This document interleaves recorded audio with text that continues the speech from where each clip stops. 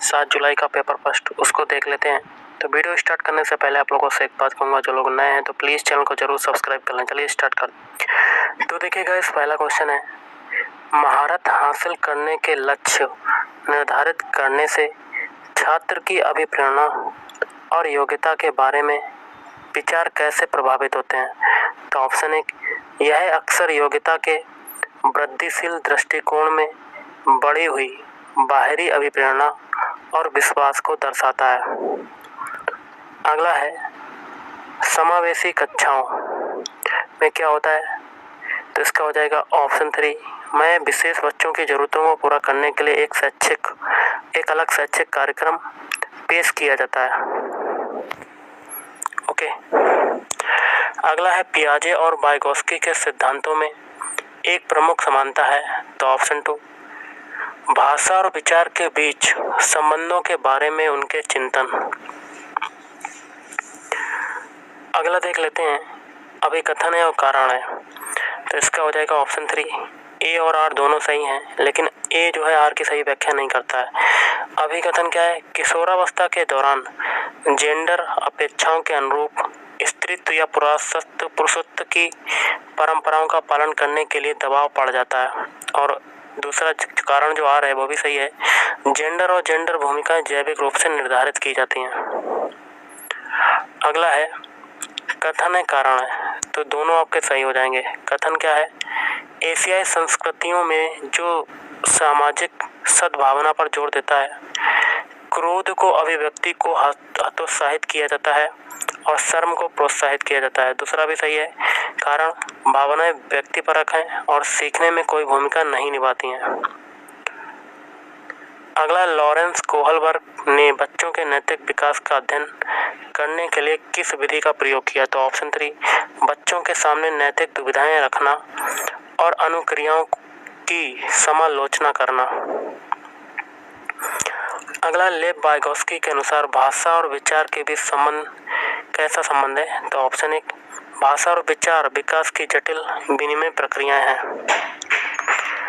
अगला, भावनाओं, व्यक्तित्व और सामाजिक संबंधों में परिवर्तन और स्थिरता किस विकास में शामिल है। तो भावनात्मक विकास में शामिल है। अगला है, कथन है कारण है। इसमें से आपका दूसरा हो जाएगा, ए तथा आर दोनों सही हैं, लेकिन ए जो है आर की सही व्याख्या करता है। कथन क्या है, शिक्षकों को बच्चों को प्रयोग के लिए बहुत सारे अवसर देने चाहिए और उदाहरणों और गैर उदाहरणों पर चर्चा करनी चाहिए। इसकी व्याख्या आर करता है। कथन कारण, बच्चों में गलत धारणाओं से निपटने का एक रचनात्मक तरीका विपरीत उदाहरण प्रदान करना है। अगला है, पठन वैफल्य से जूझ रहे छात्रों को पढ़ना सिखाया जा सकता है। तो व्यवस्थित ध्वन्यात्मक प्रशिक्षण के माध्यम से। अगला है, एक शिक्षिका खुद से पूछती है, मैं ऐसे अनुभव कैसे प्रदान कर सकती हूँ जिसमें छात्रों को पर्यावरण में विभिन्न प्रकार की वस्तुओं को वर्गीकृत करने और उनकी वर्गीकरण के स्कीमों का विश्लेषण करने की आवश्यकता हो। वह छात्रों में किस बुद्धिमत्ता को बढ़ावा देने की कोशिश कर रही है। तो प्राकृतिक बुद्धिमत्ता। अगला देख लेते हैं क्या कहता है। क्वेश्चन है, निम्नलिखित में से कौन सा सही सुमेलित युग्म है। तो ऑप्शन 1, योगात्मक मूल्यांकन। इसमें पेपर पेंसिल परीक्षण के साथ साथ गैर लिखित व्यवहारों के लिए विस्तृत विवरण शामिल है। अगला है, निम्नलिखित में से क्या दृष्टिबाधित विद्यार्थियों की कक्षा में भागीदारी लेने में बाधा डालता है। तो इलेक्ट्रॉनिक रूप से प्रारूपित व्याख्यान अभिलेखन। अगला है, निम्न में से कौन सा प्रश्न विश्लेषणात्मक चिंतन को बढ़ावा देता है। तो ऑप्शन 1, तो कौन बढ़ावा देता है, भारत में जनसंख्या वृद्धि के विभिन्न कारण क्या हैं। अगला, संवेदनशील अवधि वह समय अवधि होती है जिसके दौरान कुछ, यहाँ क्या बनेंगे, विशेष रूप से सामान्य विकास के लिए महत्वपूर्ण होती है। तो वंशानुगत कारक। अगला है, कथन है कारण है। तो इसमें ए सही है किंतु आर गलत है। कथन क्या है, शिक्षकों को शिक्षार्थियों के बीच व्यक्तिगत विभिन्नताओं का सम्मान करना चाहिए और सभी शिक्षार्थियों की आवश्यकताओं के अनुसार अपने शिक्षक को समायोजित करना चाहिए। अगला अगला, जीन पियाजे के अनुसार बच्चे वयस्कों से किस प्रकार भिन्न हैं? तो ऑप्शन 4, बच्चों की सोच वयस्कों से गुणात्मक रूप से भिन्न होती है। अगला है कथन है कारण है, तो इसमें हो जाएगा दूसरा वाला। ए तथा आर दोनों सही है, लेकिन ए आर की व्याख्या करता है। तो कथन क्या है? स्कूलों को उस ढांचे के भीतर कार्य करना चाहिए जो तैयार उत्पाद और सीखने के परिणामों का आकलन करते हैं, और इसकी व्याख्या कारण आर है। सीखना पक्के तौर पर अनुक्रमिक और पदानुक्रमित है।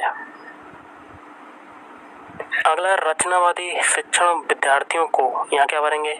अधिगम की ओर ले जाता है, तो खोज आधारित। अगला, जीन पियाजे के संज्ञानात्मक विकास का सिद्धांत यह बताता है। ऑप्शन 3, अवधारणाओं को जटिल से सरल के क्रम में सिखाया जाना चाहिए। अगला, प्रगतिशील शिक्षा में बच्चों को किस तरह देखा जाता है? तो ऑप्शन 4, ज्ञानवर्धक और अर्थ की रचना करने वाले। अगला है बड़ा क्वेश्चन है, रमा एक शिक्षिका है जो वाइगोत्स्की के सिद्धांत को अपनी कक्षा में लागू कर रही है, और वह एक चुनौतीपूर्ण कार्य को पूरा करने के लिए अपने छात्रों को समूहों में काम करने के लिए नियुक्त करती है। कार्य के दौरान एक छात्र एक महत्वपूर्ण संकल्पना को समझने के लिए संघर्ष करता है। रमा के लिए इस छात्र को मदद करने का सबसे प्रभावी तरीका क्या होगा? तो ऑप्शन 3, छात्र को समस्या को स्वयं हल करने का प्रयास करने के लिए प्रोत्साहित करें। अगला, किस अधिगम की रणनीति में बच्चों द्वारा दूसरों को सिखाना शामिल है जो उन्होंने सीखा है? तो पारस्परिक शिक्षण। अगला, छात्रों के विविध समूहों को पूरा करने के लिए निम्नलिखित में से कौन सांस्कृतिक रूप से उत्तरदायी शिक्षण का सही वर्णन करता है? तो ऑप्शन 4, पहला, दूसरा और तीसरा, सुविचारित, अनुकूलित और विभेदित।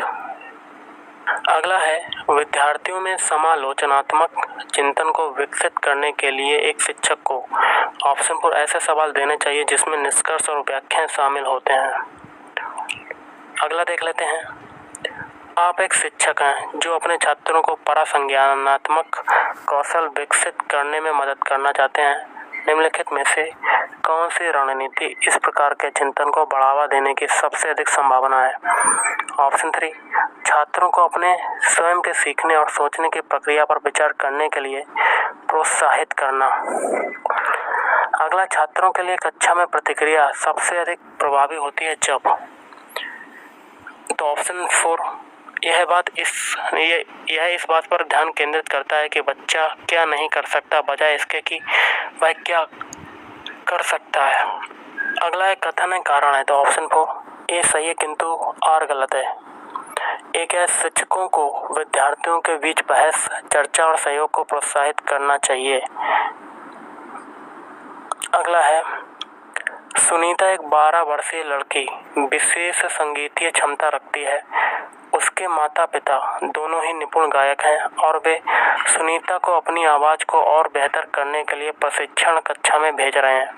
सुनीता की यह क्षमता संभावित रूप से किन कारकों के अंतःक्रिया का परिणाम है? आनुवंशिकता और वातावरण। अब देखिएगा, इस सामाजिक अध्ययन के क्वेश्चन है, इसमें आपको मिलान करना है। तो ऑप्शन आपका 3, पहला है स्थल मंडल। स्थल मंडल का दूसरे से हो जाएगा चट्टानों एवं खनिजों से बना हुआ। फिर है जलमंडल, इसका जल के विभिन्न स्रोत। वायुमंडल का हो जाएगा वायु की पतली परत। जैवमंडल, पादप एवं जीव जंतु।